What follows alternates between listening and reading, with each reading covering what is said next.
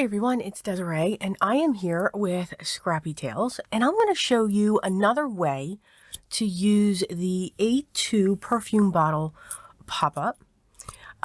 We're going to make a shaped card with this, and of course the shape is going to be the perfume bottle.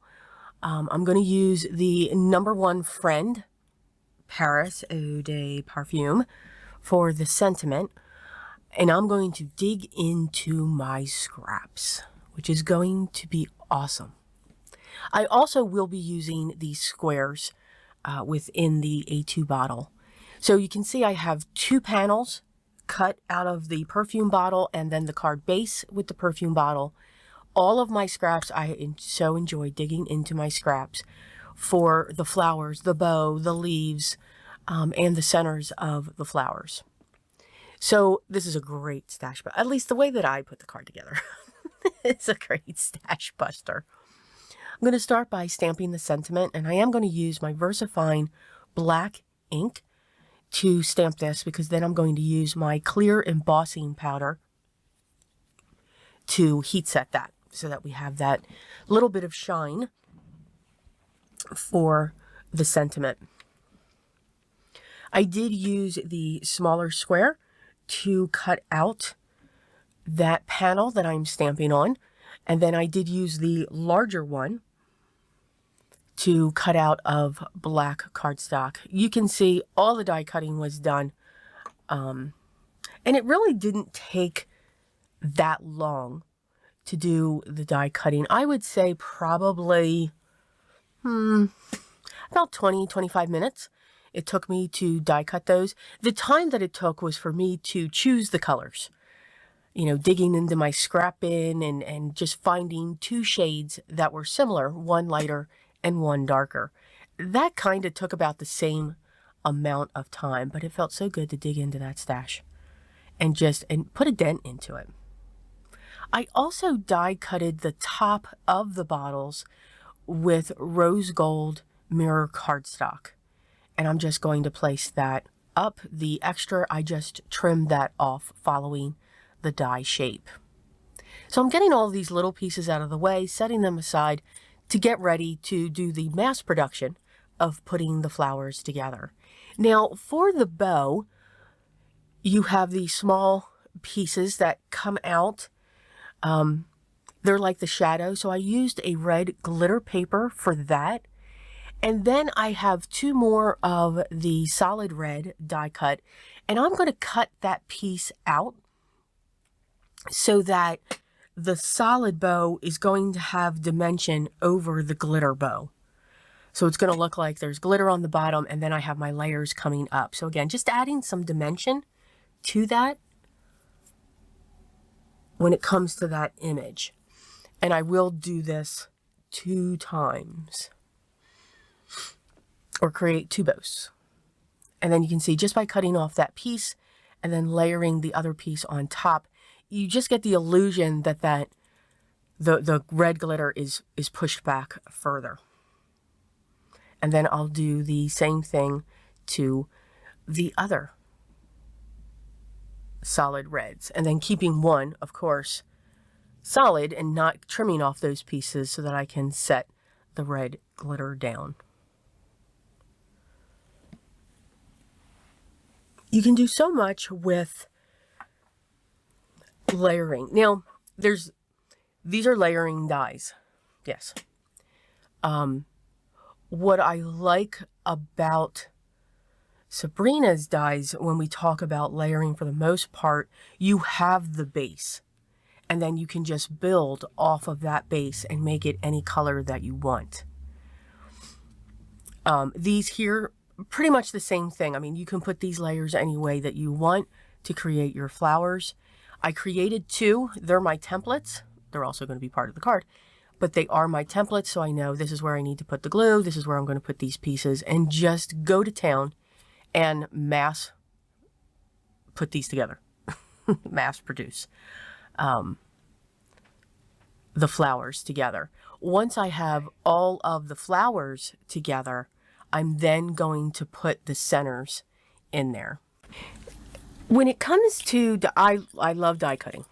You guys know that. I am a die cutter. I love the texture, the dimension that it can give, the difference that you can make just by the choice of your cardstock. But I love the fact that, and what I've been doing lately is looking at a die set and say, okay, how else can I use this? Can I incorporate it into something else? Like the last Scrappy Tales project that I did, I put a purse on a 7x7 card and then added in other dies. That's just one way that we can stretch what we love to do. I have found that, you know, a lot of people have talked about this. You know, what are the different, when you look at something, what are the different ways that you can use it? And I've started doing that. I think it was Jennifer McGuire that did that. You know, come up with 5 ways of how you can use the stamp set or the die set, whatever it is you're looking at. I do find that very helpful. But I do give myself grace when it comes to certain things. Butterflies, feathers, poinsettias. That's just 3. Where I just love that image. If it's an image, if it's something like that and it's caught my eye, I will give myself grace and say, okay, I can stand to have another butterfly die set or a feather die set. So, you know, you can do that. I listened to, I think it was Laura, who said, shut down your newsletter subscriptions. Yes, that does work. That works very, very well. Because then, you know, what you don't see, you don't know. You'll start seeing things as you go across YouTube. And that's what keeps me up to date. So many different things that you can do. And plus, you can come up with different ways to use them. We all love making cards. I love making cards. But I'm finding I'm making cards to be a statement piece, to be a piece of home decor for the holidays, or to just have this bright, cheery card sitting in the room if it's got lots of flowers, or if it's got lots of watercolor painting or colored pencil. You know, they can be statement pieces throughout your home or your friend's home. So again, lots of ways to work with our products and expand their use, and to continue to have fun creating the art. Because again, I will always say it, that's what we are doing. Yes, there's always something that we feel we're not comfortable with, we feel we can't do. But again, I hear my grandmother whenever I would say, okay, I can't do that. I just can't do that. I hear her saying, how do you know if you don't try? And how do you know if you don't keep trying? And she's right. Give yourself that time to try something. And you don't, you know, you want to learn colored pencils? Get a pack of Crayola colored pencils. I love them. You want to learn to watercolor? Get a set of either Prang or Crayola watercolors to practice on. They're not going to make you hate that medium. Work with them. And then if you like it, then you can grow into, you know, the other types of products that are out there. Okay, that was a lot of gabbing. Sorry. But you all know me, I love to gab. So now what I'm going to do, this is the front panel. So remember, I have the card base. And I used a heavyweight cardstock for the card base. So I did run that back and forth through my Sizzix Plus a couple times to make sure that it cut through.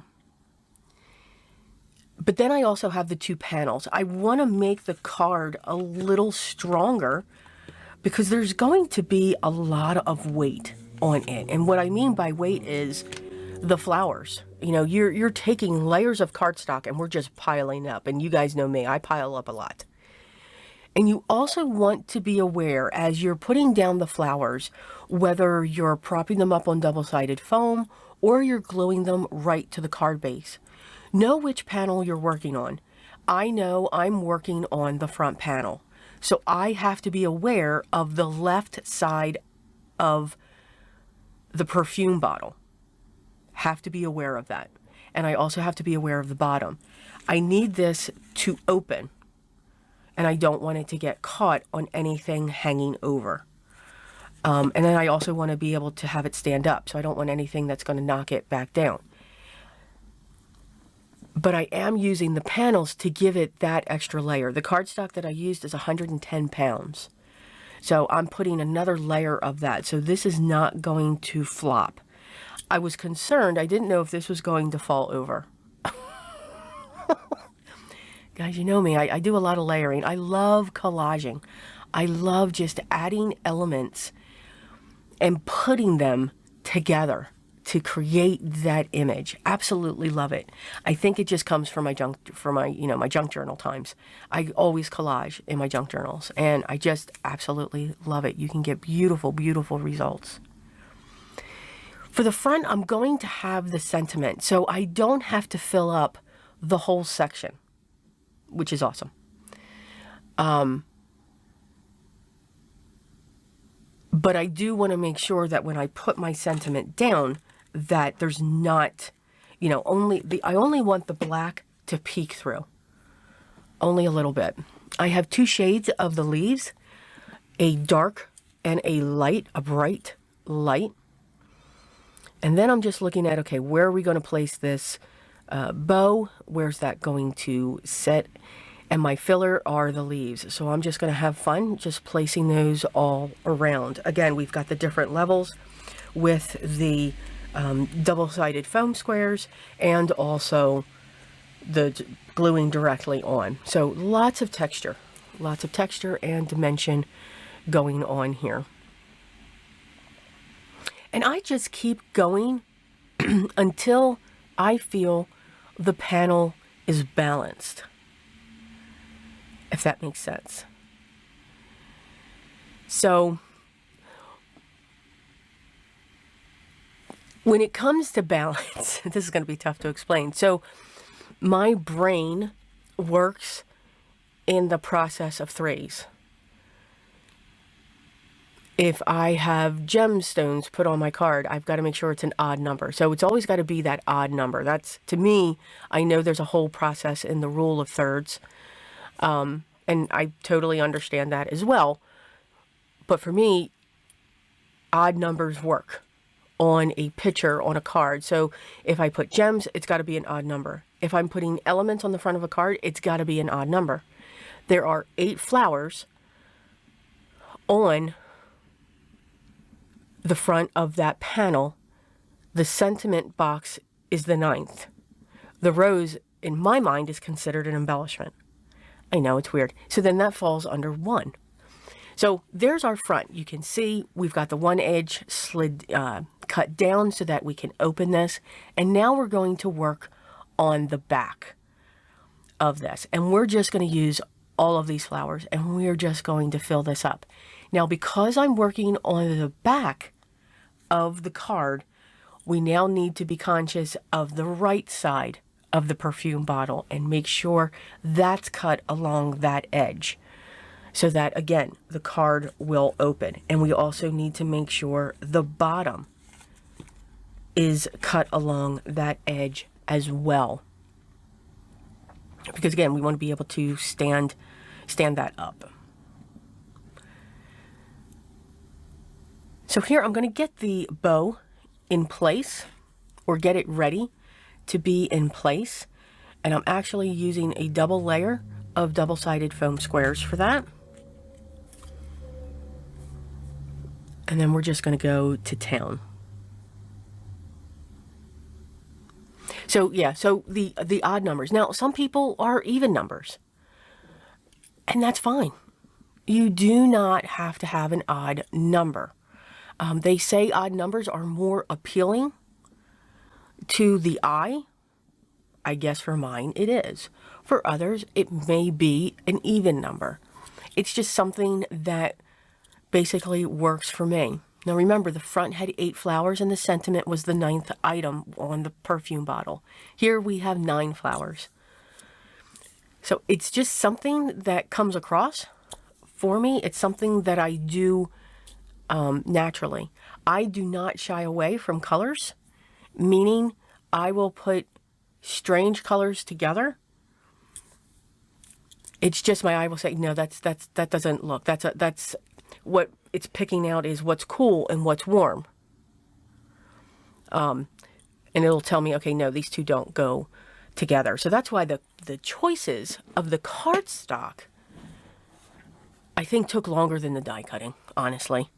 Because I'm looking at these two colors and saying, yes, they'll work, or no, they won't work when it comes to that choice. I'm using up the last of the leaves and just putting those throughout. And then making sure we cut along that edge. We're going to get our bow up onto our piece. And I'm just going to add a little bit of glue underneath the bow ribbon just to make sure that's secured, because it was bending a weird way for me.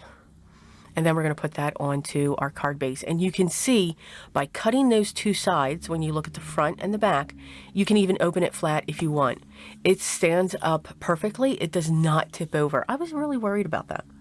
I think if I had more going on the top of the bottle instead of just the rose gold, yes, it may tip over. What's great is when you set this somewhere, you can actually open it up pretty far and have both the back and the front facing you so that you can see all of the beautiful colors coming at you. I'm adding some clear gems to each of the flowers. So every flower will have one gem in a different spot on this card, because we have to have some glitz. We have to have some shimmer. And that is our project. Yes, it does take a little bit of time to do. This took me about an hour to put together, but it's just worth it. It's just absolutely gorgeous. It does have a lot of dimension to it. So yes, you may add some postage to that, but I know exactly where this one is going to go. Yes, it's going to go in my house. Yay! As always, I do hope you enjoyed today's products, or excuse me, today's project. And as always, the products that I used will be listed down below in the video description. If you have any questions, make sure you leave those down below and I will get back to you as soon as I can. I hope you all are enjoying the day. I hope it's a good day. I hope weather-wise everything is going well. But if you haven't yet, I'd love for you to subscribe. Make sure you hit that thumbs up. Continue to create your art. Enjoy it. And remember what's always most important to me. Always be creative, guys. And I will talk to you in the next one. Till then.